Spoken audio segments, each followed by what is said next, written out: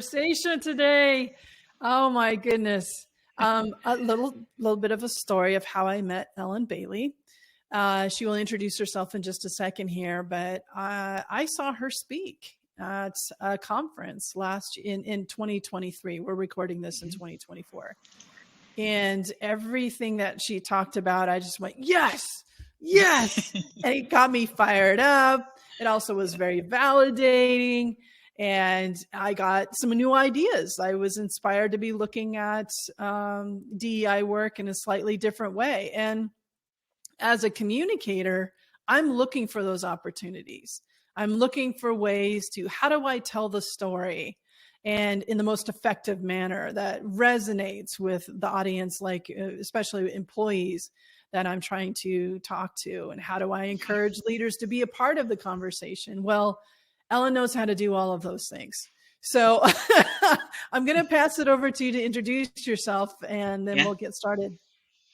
Absolutely. Thank you so much. It's an absolute honor and a pleasure to be here with you today. And I am Ellen Bailey, the Vice President of Business and Culture Transformation at Harvard Business Publishing. I also own my own business called The Bailey Difference as well. And so I have been with Harvard Business Publishing for just about 13 years. I've been a remote employee out of Dallas, Texas the entire time. And this is, I don't know, role number 3 or 4, I think, that I've held there. And this is a little bit self-imposed. So we'll get into that a little bit more. But my background is actually not in the DE&I space for the most part. I'm a new practitioner working in this space the past 4 years, like many of my colleagues and counterparts. And so my history is all things kind of leadership and management. Okay. I'm curious about the title. So walk us through like how you got to the title. Yeah. And what sure. It means and how you approach DEI at Harvard Business Publishing. Absolutely, Kim. And it is interesting because it is a unique title purposefully. So like many other organizations and like many other leaders in this space, when during 2020, lots of organizations really ramped up and amped up their work regarding diversity, equity, inclusion, which is fantastic. And as horrible as it is that George Floyd had to be murdered for us to be woke, it is what it is, right? And I'm not at all minimizing that, but that is what got us to where we are today. So I say that then because while many people have been leading DE&I work prior to 2020, what happened in 2020 made us recognize that if what we were doing and all of that fabulous hard work of and emotional work of all those DE&I leaders to 2020 was having the desired impact, then we actually wouldn't have been woke in 2020. We would have just doubled down. And so then it made me rethink then what we are doing and why. So at Harvard Business Publishing, to be quite frank, we had a lot of ground to gain. And so leading and having the title of VP of Diversity and Culture made sense at that time because we needed to get all of the foundational things right. I had a dual reporting structure into the CHRO and the CEO that worked great. And the CHRO was so wonderful, Angela Chang-Simony, that we were able to truly partner to revamp all of our people management systems and processes to weave all things DE&I into those processes. So everything from promotions to our hiring practices to annual reviews are now equitable and inclusive. And are we always going to be perfect? No. Are we ever going to get it always right? No. But at least we work together to do the best we can to minimize inequities and biases and all those processes. So then back to we should have just doubled down in 2020. I also saw a video from Stedman Graham, Oprah's partner, from I don't know, 9-10 years ago, not even in high def. And it was after he launched his first book about the importance of D&I and business. And he was saying things like, it's a business imperative, and all of the things that we hear today. It needs to be treated like and have a strategy and goals and a budget just like everything else, and you get better business results if you're diverse and inclusive. So I'm like, oh my gosh, yet again, here we are 10 years later and we have the same narrative. So then it was like, can we not take what we learned from working with HR and infusing DE&I into the people practices and apply that to the business practices? And so then to do that, we need to redefine what this type of role and what that work looks like. And how do we either become or partner with operations to be able to truly change how we operate and be able to infuse all things DE&I into those operating practices.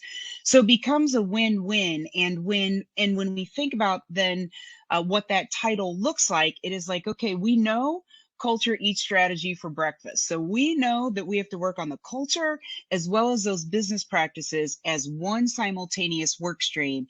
And that is what led us to the title Business and Culture Transformation. And so it's a bit of a long story, and I apologize for the ramble, but there was a madness to our method on how we got there, a method to our madness on how we got there. Oh no, Yeah. I like the first way. Yeah. Yeah, the first one is actually more fun and probably more accurate. Because I mean, we are making up something that has never existed before. That's right. We are trying to make something a reality that is, we have no precedent, so we just have vision. We have an idea. We have hope. We have a possibility. Right. That's great. Just specifically that you include transformation in the title, I think I really want to pause on that for a minute, because one of the things that us communicators miss about diversity, equity, inclusion work is that this is actually change management. It is.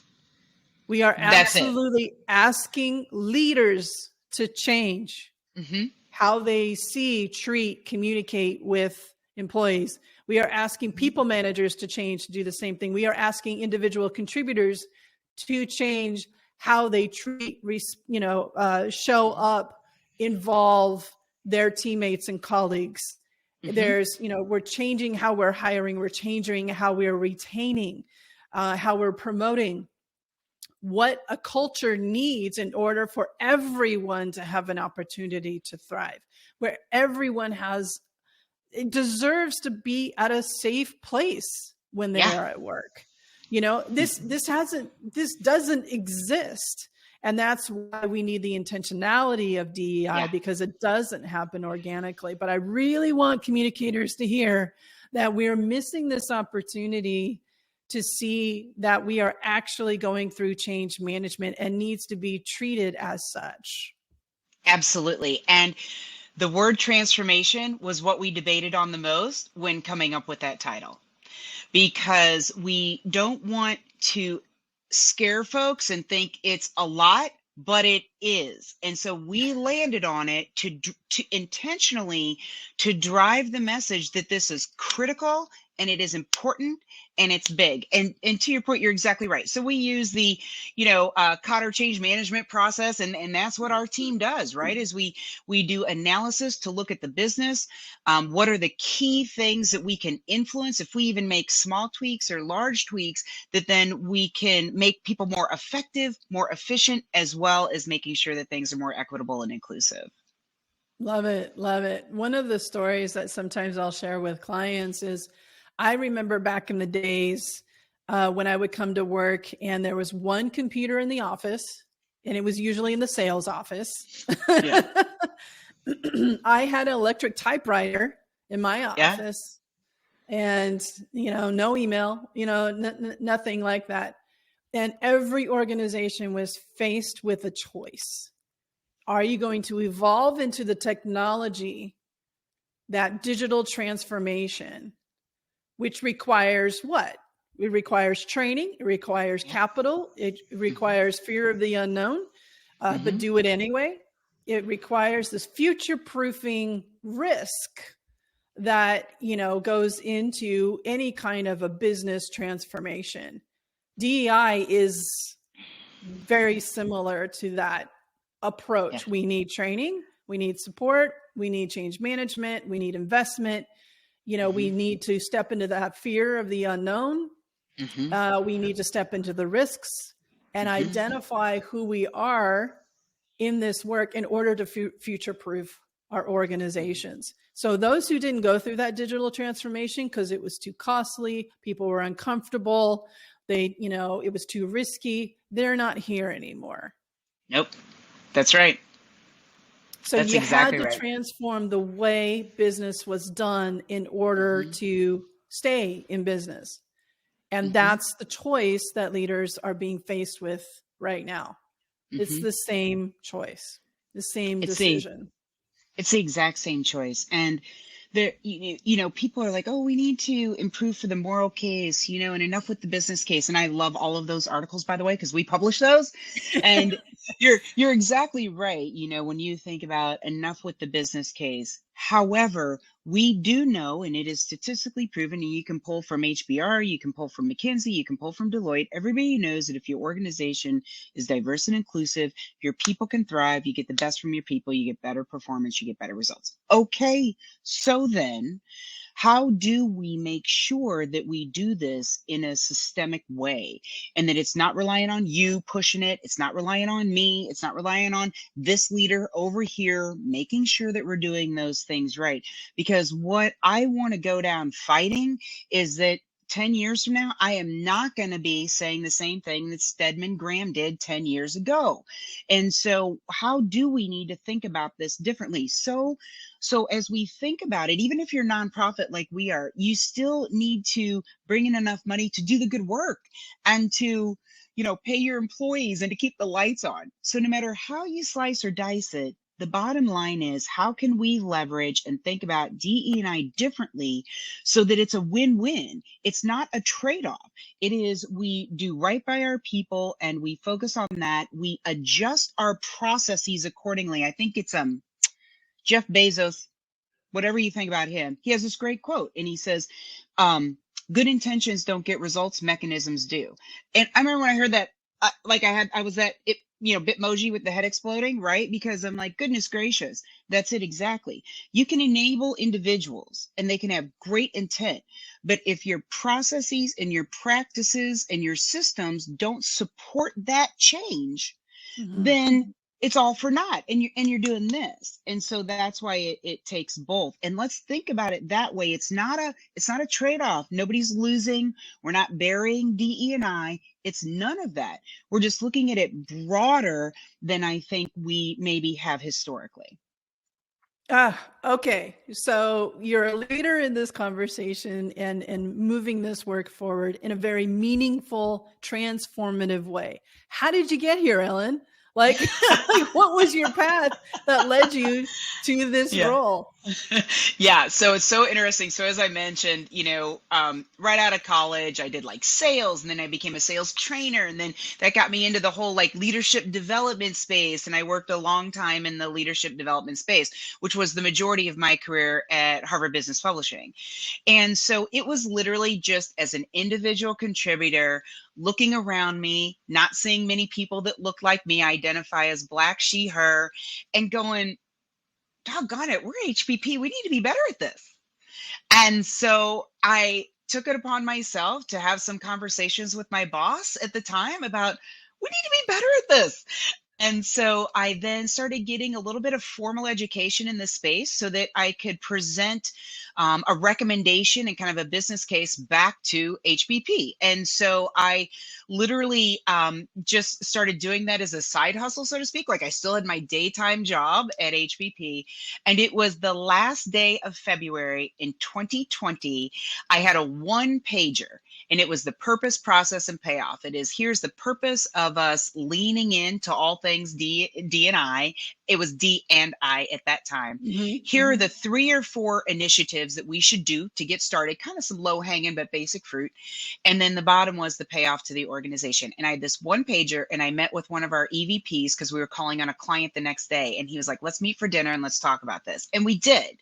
And then 2 weeks later, everything shut down due to COVID. And then 2 months later, George Floyd was murdered. And that is literally how I got to this role. I never thought I would lead this work. I never planned on leading this work. It was not in my trajectory as far as career, but here I am. And it is a privilege to do this work. And I know that there's debates, especially from folks of color, that it's not my responsibility. I don't represent everybody.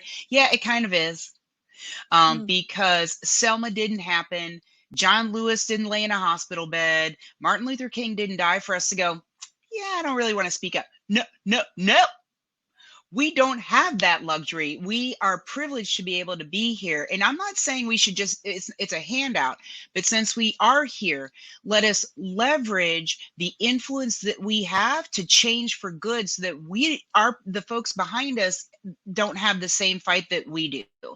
And we're not 10 years saying the same narrative that Stedman Graham said. And he was ahead of his time 10 years ago, by the way. So thank you, Stedman, for bringing that to our attention 10 years ago.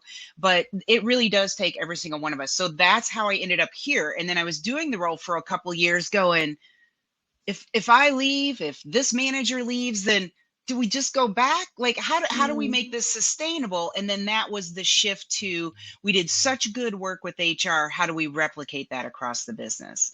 So it is new. I don't always get a positive response from counterparts across the globe, because I think it's unfamiliar and it's a little scary. The initial reaction is sometimes not positive because they're like, oh, you're going to get buried under operations. It's like, no. If we're going to change how we operate and include DE&I in those things, then I need to be part of the operating team. And so I think it's just a communication and education thing. And, I get hit up with a lot of questions of like, I want to move into DEI. So you kind of but you proactively put together that message map. You were thinking about it, but not necessarily as a role or as a career. So you were showing up and doing the work, perhaps even more so than you realized leading up to it. Then when it became more official, you were ready to say yes. What advice would you give to somebody who is interested in having DEI more of, because everybody needs to do DEI. Like, you don't need a title and all of the things. You don't even need certification. It's like, there's a lot to it. I don't go down that road around education too much, but because it's true. Anybody is rolling into DEI right now, which is backfiring big time because people are like, DEI doesn't work. And it's like, well, what kind of work have you been involved in? Because I've seen some amazing things. Right. But anyway, so it's like, we don't want just like anybody, but it is everyone's responsibility to have a DEI lens on whatever role they have. But if somebody wants to make it kind of official and have it be a part of their title, what would be your advice to get people to help them get there? Yeah, absolutely. So I think there are two things, at least that I did when I was thinking about making that, when 2020 happened and it's like, oh, what do I do with this? Right. And so the first thing I would say is to understand like best practices and frameworks specific to what people have done previously, because then you can leverage some of those to either do things differently or to expand and enhance on that. So there are some very foundational frameworks and concepts that you need from a education standpoint, and you don't need to pay for it, right? Like, there are things that you can leverage free online and things like that to help you get to that point. The second piece is, and this is what I say about anytime anybody's trying to improve their organization in any form, which is, regardless of what your title is, regardless of what your level is, it is, as an employee of an organization, it is our responsibility to help improve the results and the business. It is our responsibility as good stewards of the organization that if we see something, to say something and to lean into that. And that takes courage. I think people think it's risky. I hear that all the time. Oh, Ellen, you're taking big risks. I can't believe you pitched that to this person or that person, the CEO, the whatever. It's like, it never, honestly, Kim, it never occurs to me that that is risky when I am coming to the CEO or I'm going to the EVP with a way to improve the business. Absolutely. Why wouldn't they want to hear that? And so Absolutely. They may not be able to act on it. Okay, Ellen, we can't do these 3 things, but we can do this one thing. Or, okay, I like where you're going. Maybe not this, but let's talk through what we can do.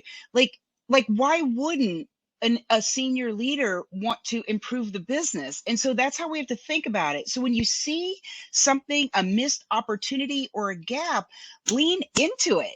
lean into it and don't just call it out. Even you don't even necessarily have to have a solution, but you can even say like, you know what, I feel like we're missing an opportunity here and I don't quite know what the answer is, but I'd love to have the conversation. And I guess that takes courage. I just look at it like it's my responsibility as part of the organization to help us be better. Yeah. And how good it can be when we are, especially those of us who look like me and the dominant majority, that kind of thing, like the coachability. If we are coachable, how good it can be for all of Yes, our employees, and how that's better it exactly is right. even for us, because we're shooting Hmm. ourselves in our own foot with these Hmm. restrictions, and Hmm. holding other people back is holding us back. Hmm. That's right. And research shows that if your organization is equitable for a Black woman, especially if they're a single mom, then your organization is equitable for everybody. So everybody wins. There again, there's not a trade-off. Everybody wins. And when we were looking at our people processes and doing analysis, it wasn't like we took, oh, we're going to take the Black people and put them against the white people. It's, no, are you kidding me? We did equitable research across the board and adjusted things as necessary. So like nobody gets anything taken away. Everybody wins. Everybody wins. And if your organization performs better, then you might get a better merit increase or a better bonus or whatever. So like it even financially can be beneficial. Yeah. No one is left out on the benefits No, when you DEI is got it. done well. And Correct. as absolutely. So I want to Mhm. talk about the narrative around DEI. A Yeah. couple of months ago, I held a LinkedIn Live, and it was called DEI Needs a Comms Plan. Right. Yes. And it was coming from this idea of like DEI. If DEI was my client, and I am the consultant to DEI and Yeah. helping build out a comms team for DEI. Like, what does Yeah. that plan look like? Hmm. So it's been I've been warning people for a year and a half or so now that we Yeah. would be getting to this place. And now here we are. So there's this fervent attack. I mean, obviously, Harvard's been all over in the Oh news yeah. around this. Higher education in general has been really roped into all of this. It's absolutely trickling out to nonprofits and organizations. I mean, corporate Hmm. as well. It's almost making me wish for the days of just the pushback, you know? I know, Um, right? and we thought that was Yeah. scary. It's like, oh, but Hmm. just wait. And I don't think we've hit rock bottom, but what are you seeing? What are you Hmm. hearing and experiencing? What's going on? And what do you see as what's the purpose behind all of this? Absolutely. So people are fearful when they feel there's not enough slices in the pie, and people are fearful when there is a level of imposter syndrome, and people are fearful that they're going to lose their place. And so, therefore, we get a lot of unnecessary pushback because they don't recognize those benefits that we just discussed. And so, in my instance, for example, the last couple of jobs I had did not exist, right? I didn't take somebody's job. It is, no, we can all work together for the greater good. And here is the business case on why this role is necessary to help the organization advance and to help the people of the organization. And so it is, I think we're a little bit too literal on like specific to the fear. So therefore, to me, there are two key things that we need to do regarding that narrative. And so I am back to the business case. So it is an accepted point of view that culture eats strategy for breakfast. Culture is much bigger than just diversity, equity, and inclusion. And so, as we think about culture eating strategy for breakfast, then how do we ensure that we have a really good, strong culture so that we have the business results that we need? And so, there's a framework that we use here at HBP, which is strategy plus mechanisms plus culture equals success. And I'm stealing that mechanisms from that Jeff Bezos term. And so if any one of those three components are missing, then we're not going to meet our potential. And so then, as we think about culture, nobody is arguing the importance of culture. Nobody will disagree with the culture eat strategy for breakfast. Most people won't, right? So then let us leverage that language, because that is saying we are trying to drive a strong culture that is equitable for everyone, which is absolutely true. And as part of that, diversity, equity, and inclusion work is built in. So it's not burying it, it's just thinking about it broader than how we think about how we have traditionally thought about it. So I don't know if it was, I don't even know what it was, divine intervention, because we went down this path and in the fall of 2020 started shifting my team and my role, so that we rolled out that change in March of 2023 before all of this pushback. So when my friends who listen to me when I'm talking to them at happy hour go, "Are you still gonna have a job? Are you okay? Are they gonna eliminate your DEI department?" I'm like, "Oh my God, do you never hear anything we talk about over a glass of wine? Because I've been talking about like why we are not doing things the traditional way, right?" And so that therefore then it's different, because we're looking at driving business results by leveraging and enhancing a culture where everyone can thrive. If you're on video, you're seeing her reaction right now. It's like Her so hand so up. yeah, sorry. So it's just like, so yes, and I'm not saying the execution is simple, but the concept is. It really And the is. approaches. And let's not overcomplicate this. And then even when we were doing our internal needs analysis, I took data from different points, voice of employee survey, this and that. I pulled together a small committee, so to speak, from across the organization, different levels. We cross-referenced what we're hearing against our priorities, our goals, and our values. And we're like, where do we start? And so it's like, we're going to start with these three things. Okay, let's go. So you can't go wrong. Like, let's go. And so all you can do is go up. Completely agree. Mhm. So And so how that do that that DE&I language, we don't even reference it that much anymore, because we are talking about how do we drive an equitable and inclusive culture where everybody can thrive.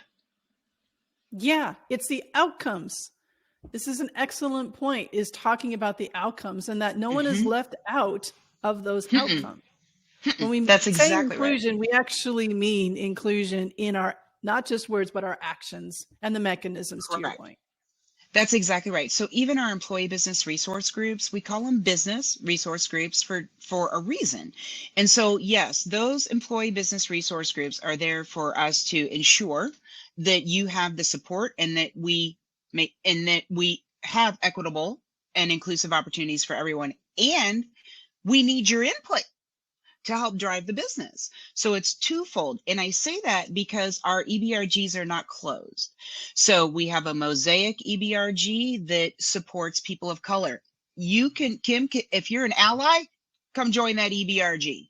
We set it up like that 2 years ago. And so, because it does take the village, and it does take all of us working together so that we can all be great. And if we're not equitable and inclusive, then we're not going to get the new ideas, which means we're not going to grow as an organization. So our EBRGs have been open and inclusive of all, with focus areas, of course, because there are nuances based on lived experiences and identity. But we're all trying to strive to get towards that right thing. Absolutely. So everything that Ellen's been talking about, communicators, I hope you've been jotting down, because that's the story. That's the DEI narrative. That's the outcome-based conversation that we need to lead, whether we're Hmm. using the terms directly or not. Because Hmm. I can say that many people don't actually, they don't have a clear understanding, or they think they know what DEI is, or even Hmm. especially now that it's been weaponized as an acronym, which is the next evolution of CRT, woke, and DEI. It's just the next thing to get people riled up and Yeah, divided. And as communicators, we need to say not on our watch, that not on we our are watch. about civility, respect. We Hmm. are about safety for all of our employees here. We are, to your point, we are all about everyone has the opportunity to thrive here, but we have to be safe in order to thrive here. Hmm. So it's like these are all ways to talk, all the ways, several ideas of ways that you can talk about diversity, Hmm. equity, and inclusion that is outcome based and is inclusive of every employee demographic and identity experience within the workplace. So tell us, let's go a little deeper on what your advice would be. What do communicators need to do to think and talk about DI differently? Hmm. And one thing I'll also share with you, Ellen, that's been really frustrating for me as a communicator is that those who seek to divide, have misinformation, disinformation around DEI have been really effective, very strategically effective at being sticky and coming up with terms that people can easily parrot, not question, and Hmm. just have an ideology about, which is Hmm. causing divisions within uh, teams. It's Yeah. distancing leaders from actually getting involved in the work because they don't want to Hmm. be a part. They don't want to end up getting boycotted. They don't want to be a Right. Planet Fitness, or whatever, Yeah. a Target, whatever. Yeah. So man, we got to find some sticky messages. We got to Yeah. figure out how to talk about this that doesn't sound vague or Hmm. theoretical, but very Hmm. practical and emotionally charged, that's pulled by vision. Hmm. Hmm. That's exactly right. And I think that I continue to state this business case, right? So I think that there are two things that we need to think about when it comes to communication.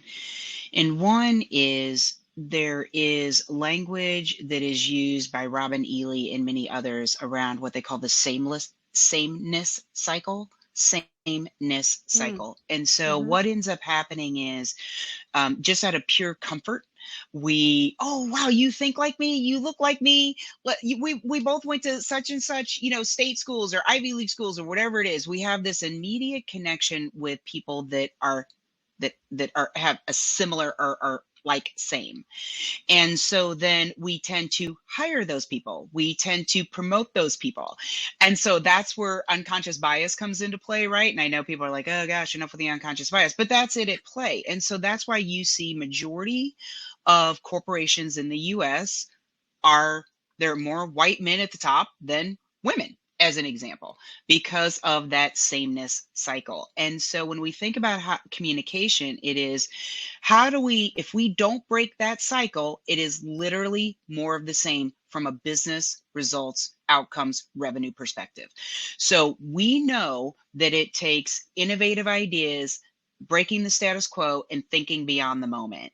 And so we need a diverse group of people and a safe a culture that feels safe where people can bring up those ideas, or else you won't get there. So where these organizations are right now, they won't get better, they won't be around in the future if they don't embrace the cultural element to help inform the business.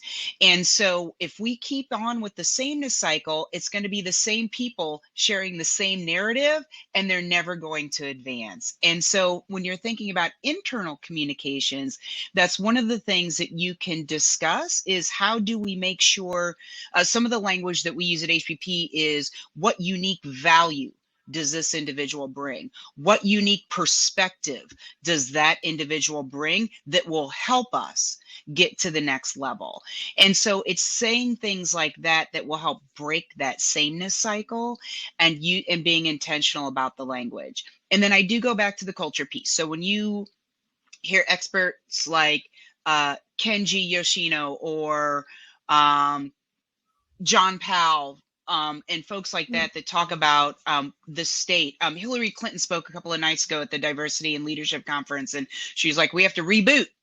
And so because it's under attack, and it's like, yeah, that's it exactly. So how do we do that in a way that even gets greater results than what we've seen in the past 10 years? And that is to make sure that we are inclusive of all, that people see the benefits of all, that we use terms like culture, and that then we leverage everyone to help elevate.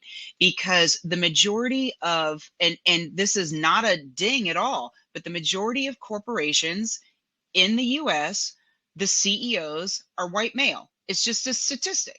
So we need to make sure as leaders of this DE&I type of work that we partner with them on driving towards a greater business solution. where I unfortunately sometimes see a gap, and I'm not the best at it either. It's just the benefit of working at HPP. I get to absorb all things we publish, right? So you need to understand the business language. You need to understand Cotter and the change model. You need to understand what disruptive strategy is by Clay Christensen. You need to be able to put a 2x2 together when you're talking about your priorities and why you need a budget. And so it is using that business language to help drive the greater results, but knowing that culture and all things DE&I are built into that, it makes you fairly insular, because you're talking about how do we grow as a business, and this is a key component of that. Thank you. Thank you for that. I was at a conference for the Institute for Public Relations in DC and got to speak. And one of the things that I had the opportunity to share was, some of these organizations that are pulling back, I'm not mad at that, because they could be causing more harm than good with the kind of way that they're talking about DEI or the way that they're going about DEI. It could be entrenched in a performative system. Mm-hmm. And so if you're taking the time, if you're pulling back and saying less right now, but you're going into a back room, especially with an external consultant, and asking the right questions, like what problems are we solving for from a culture standpoint, from a business standpoint, to future-proof our organization, you will have a DEI, and then you're adding that DEI lens to the answers. You're recognizing the power of culture that is going to drive the strategic results. And then you're going to be more meaningful in how you talk about it, and actually the transformation that Ellen was talking about earlier. So, some people need to pull back, because what they're doing is actually causing more harm than good. The feedback, the pushback is feedback is kind of how I look at it. It's really showing us where the holes are, and it's forcing us as communicators, especially those who look like me, to get a deeper education of what DEI outcomes are. What are we really trying to do here? And how have we unintentionally remarginalized some of our employee base that we've got to repair, and we've got to call in. We've got to call in some folks, thinking of Professor Loretta, J. Ross at Smith, I believe. And so you're just thinking through, like, we have to be more thoughtful and strategic and assess ourselves and how good of a job have we been doing? Because if we are turning into a Stedman quote and then we haven't made any kind of changes, then we haven't done the work, we haven't had the conversations, and the organization and the employees that support it are going to suffer as a result. That's right. That's right. Go ahead, please. No, I was just going to say that's right. And it is as important to, like we kind of got to get this right at this point, especially with DEI under attack. We don't have the luxury of getting it wrong or time. We don't have the time. We don't have time. There's no, as one of the things my mentor recently said, is we do not have time for despair. There is no time for despair. Well said. How does communicating, this is something I ask every guest, so I really look forward to your response to this. How does communicating like you give a damn sound like or look like to you? So to me, it is regularly challenging the status quo. And so it is continuing to ask the hard questions and to challenge the current system. And so we need to be intentional about our communication that actually even individually sets us apart and ideally sets our organizations apart. And so it is kind of having that courage to speak up and be like, wait, what? Have we thought about this? Or has anybody challenged this? Why do we do that this way? And so specifically when it comes to DE&I, communicating like you give a damn is showing up with courage and challenging the status quo in a way that will get us to the greater good. Yes. And language leads to behavior. That's why my money is on communicators to help turn this narrative around, to squash the misinformation, the disinformation, and tell the truth about what DEI is. That includes everybody and it benefits everybody. Mhm. So invite people to the work, invite more people into the work. How can people follow Absolutely. and support you? And if you Mhm. wouldn't mind talking a little bit about your own consulting firm. Mhm. Sure, absolutely. Thank you. So you can follow me on LinkedIn. It's just Ellen Bailey, and my work that I do as far as on the side is really helping to close some of these gaps that we've been talking about today. And so I really only talk to and lead workshops and coach on two things, super narrowly focused. And one is the education around DE&I and the business. And so it is helping leaders think about it differently and closing that language and communication around business. And so, how do we think like a CEO and drive a greater culture thinking like a CEO? So, that's one piece of it. And that's a talk as well as a workshop. The other side of it is just so in July of 2019, I was an individual contributor, and July of 2021, I was a vice president. And how the heck does that happen? And so the other piece of it is especially as a person of color, but it also applies to women and people that just feel stalled. I thought that showing up every day and doing the good work and even winning a few awards here and there would help me get promoted and help me advance. And I recognize that's not the case. And so you actually Mm. have to build a personal board of directors. You have to take ownership of your career. You have to self promote in a way that makes sense and demonstrate to the organizations, to your organization, the value and the potential that you have and that you can bring, not just how you do your work today. And so that's the other talk and consultation that I work with individuals and organizations on, is how to advance yourself in a way that brings you value as well as the organization. So yeah, and And I apologize, I'm not great on social media, but I'm quite active on LinkedIn, so that's probably the best way to get a hold of me. And then my personal business website is ellen-bailey.com. And do you also just speak to how people can stay in integrity with their own values and how they show up when they're in these quests Yeah. to get promoted, et cetera? Absolutely, I do. And I think that's actually where I start, which is being true to yourself and understanding what your purpose is, and then aligning your purpose with your strengths. And then that way you are doing the good work and showing up in a way that supports your values. And that also gives you additional energy on the times when life is really hard. So. Mm. Yeah, we need that. We need We that. definitely need, I need that on a regular basis. So yeah. And I do silly little things too. Like for example, I had to move my picture of John Lewis from behind me to in front of me. So like as I look at the camera, I see a picture of John Lewis, because on those hard days, you're like, okay, I didn't have to march in Selma. I just have to speak up in this meeting tomorrow. And so Oh, there's that. I think that's where we end. So, with the sacrifices to get us to this point, we're far greater than what is being asked of us today. We need Mhm. to step up. We need to speak up. We need to show That's up. right. Thank you, Ellen. Really appreciate you being here. My pleasure.